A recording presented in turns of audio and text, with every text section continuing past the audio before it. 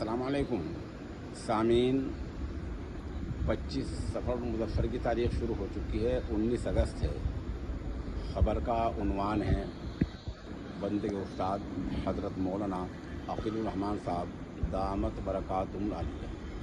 ये नमनगार अभी चंद मिनट पहले मादर इल्मी मिफ्ताहुल उलूम जलालाबाद में हाजिर हुआ था और इरादा ये था कि यहाँ जो आप देख रहे हैं मेरे बैकग्राउंड पस मंज़र में, ये दारुल हदीस है। यहाँ हज़रत मौलाना अक़ीलुर रहमान साहब माशाअल्लाह इस वक्त बुखारी शरीफ जिल्द इंसानी का दर्स दे रहे हैं। इरादा ये था कि एक दो हदीसें रिकॉर्ड करके आपकी खिदमत पेश करूँगा।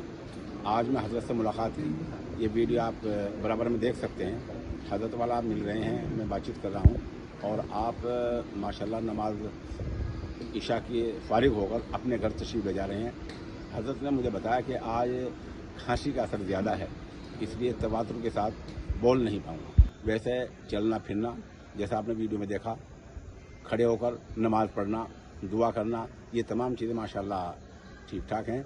और मेरे साथ खान के मैनेजर अशरफ रियास है, वहाँ के तर्जुमान मुफ्ती हुसैन नज़म थानवी, मेरे कैमरामैन हाफिज़ आदिल कैरानवी और मौलवी सलमान साथ हैं।